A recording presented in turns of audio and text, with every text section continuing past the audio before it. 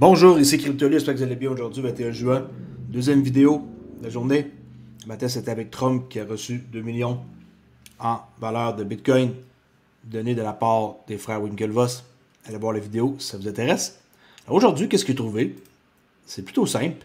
C'est une vidéo où on va voir l'ancienne chef de division de la SEC, Christina Littman, qui a déclaré le 23 mai cette année que la SEC pourrait ne pas faire appel dans l'affaire Ripple. Regardez bien qu'est-ce qu'elle va dire. On va la voir à gauche parler. Thanks, Mike. I'll say on the Ripple appeal point, I'll be curious to see whether the parties appeal there. I think there's some speculation that because Judge Rakoff in the Terra opinion explicitly disagreed with Judge Torres's logic from the Ripple opinion, and then Coinbase doesn't really address the Ripple opinion as much, but almost, pretty explicitly adopts the Terra logic. I think there's some speculation that the SEC might just let the Ripple opinion stay there as a district court opinion and not risk, elevating it to a circuit level where they could potentially elicit bad law when they have otherwise favorable rulings in the aftermath of the Ripple litigation. So it'll be interesting to watch after the remedies phase concludes whether either party. OK. On voit que c'est intéressant parce que, à quelque part, cette ancienne chef-là de division de la SEC, Christina Littman, c'est pas n'importe qui parle. Puis, on a une réplique ici de Jeremy Hogan qui dit: de plus, n'oubliez pas que même si la SEC gagne l'affaire, simplement, ça veut dire quoi? C'est que l'affaire va revenir au tribunal de première instance pour des déterminations factuelles plus approfondies. Il n'y a pas de victoire finale et glorieuse pour la SEC dans le deuxième circuit. Juste un risque de désastre. C'était son tweet qu'il avait fait. OK. Il n'y a pas de victoire finale glorieuse pour la SEC. Ça n'arrivera pas une victoire. Alors, c'était juste une simple observation que je me dis que je devais vous partager. Sinon, je passe à mon autre sujet qui était BrickPay ou celle CBDC, ce que les gens font des associations que Ripple font partie de leur système, étant donné que BRIC, Brésil, Russie, Inde, China, OK, et South Africa. Bon, ça veut dire que certaines personnes font des associations. Pourquoi? On peut voir sur leur site BRIC, OK, Système de paiement international, numérique, multidevise, décentralisé. On voit bel et bien le graphique ici, mais il n'y a rien qui garantit que Ripple en fait partie. Mais c'est ça que ça laisse croire. Étant donné qu'en Russie, en Inde, au Brésil, China, South Africa, on peut faire des associations avec Ripple, comme par exemple South Africa en Afrique. On a China, qui a d'autres partenariats comme HSBC. On parle de Ripple, Brésil, le Banco, la banque. En Inde. Alors tout ça, qu'est-ce que ça veut dire? C'est que BrickPay, c'est une plateforme de paiement numérique. Okay? Pour ceux qui ne le savent pas peut-être, développée par les pays membres de BRIC. BrickPay vise à permettre les paiements numériques à 3 milliards d'utilisateurs supplémentaires. On peut très bien voir sur leur site que c'est ce qu'ils essaient de faire. 3 milliards de personnes. OK. Ensuite,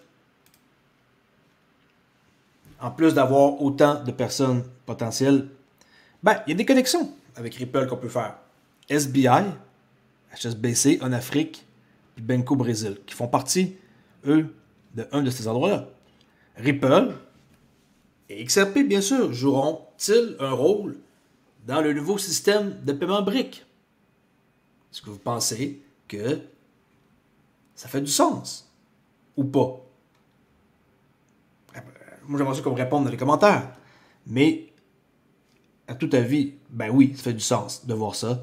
Et quand on regarde le graphique de plus proche, on peut très bien voir que ça fait du sens. Peut-être que pour certaines personnes, non. Mais en tout cas, moi, je trouve que ça fait du sens. Et BrickPay, il ne faut pas oublier que c'est énorme. On peut voir une vidéo d'ailleurs, vite, de comment que ça fonctionne. Là. Je vais enlever le son. Quelqu'un qui est payé avec BrickPay, qui est une bouteille de vin. On va voir la femme, elle va scanner son code QR. À la caisse, regardez, on voit sa carte. Et là, la personne va scanner son code QR pour lui débiter son compte, BrickPay. OK. That's it. C'est ça que ça ressemble. C'est pas pour vous si ça fait du sens. En tout cas, moi, je trouve que oui. J'ai trouvé un autre truc ici, document sur la réduction des risques de la dédollarisation du commerce BRIC via des comptes intelligents. Alors, les BRIC ont publié une revue économique en 2020. Puis, là-dedans, il y a un petit trésor qui est plus bas. Un beau petit PDF de beaucoup de pages que j'ai pas lu au complet, je vous le garantis, mais je l'ai téléchargé. Et qu'est-ce que ça donne? Ça donne que quand on marque XRP, dans ce document-là, regardez qu'est-ce que ça fait. Bon, on trouve des sources XRP, mais ici, c'est mentionné.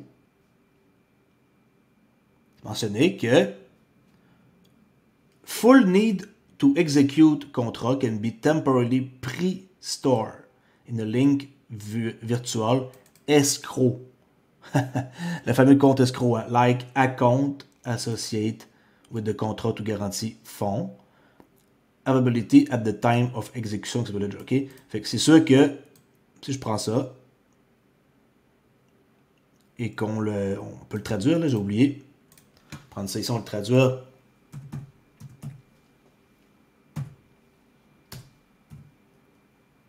Faire mon effort de traduire pour ceux qui ne comprennent pas du tout l'anglais. Alors, les fonds nécessaires à l'exécution du contrat peuvent être temporairement préstockés dans un compte séquestre. Compte séquestre.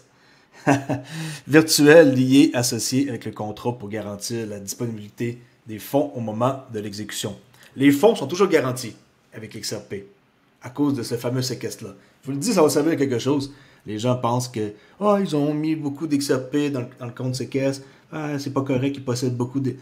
Tout a été pensé d'avance pour le nouveau système financier et vous devriez être content de connaître ma chaîne ou quelqu'un d'autre qui parle de XRP et qui nous montre c'est quoi le futur. Alright? Alors ce document-là, j'étais content d'avoir trouvé ça et je me dis pourquoi pas aussi en parler. Alright? Pas parce que ça a été fait en 2020 que c'est pas valable. Pour terminer, Flare, j'en parle pas beaucoup, mais vous pouvez essayer le nouveau minting là, qu'ils ont, la démo pour frapper le rachat des FTS XRP. Ça vous tente, vous allez voir comment faire. Ils ont leur page ici qui explique depuis le 17 juin toute la procédure. Ok, j'ai pas participé à ça. Ça m'intéresse pas, j'entends que ce soit comme pas démo. Puis, ça c'est leur page avec toutes les informations qu'ils ont. L'entrevue qu'ils ont faite dernièrement avec King Solomon. Fait que si ça vous tente d'aller voir ça, allez voir. Je vous donne l'information, puis c'est à vous de continuer le reste. Sinon, Clé Decent pour protéger sa crypto, allez voir les liens dans ma description. Si encore c'est pas déjà fait, c'est toujours une belle façon de pouvoir vous protéger. Et ceci est une carte XRP Mastercard qui est fausse, qui attention de ne pas vous faire avoir. Parce qu'on voit ça, qu'on pense que c'est vrai là. Faites toujours attention à ce que vous lisez, regardez, écoutez. Tu sais, le monde qui partage ça, allez pas tomber dans le panneau en quoi que Mastercard, ils ont mis un logo XRP sur leur carte là. Okay, si ça arrive un jour, je vais la mentionner, mais pour l'instant, c'est juste du monde qui s'amuse à faire du buzz avec une carte de ce type-là. Alright? Puis, dans la prochaine vidéo, je vais vous montrer un peu des tokens dans le RWA, là, Real World Asset. Vous savez que j'aime beaucoup la tokenisation, que tout va être tokenisé, et que Ripple vont être un joueur là-dedans majeur pour tokeniser après n'importe quoi sur le XRPL. Alors, merci beaucoup d'avoir écouté. Je vous souhaite une belle journée, un beau week-end. On s'en jase en fin de semaine pour d'autres vidéos. Prenez soin de vous. Ciao!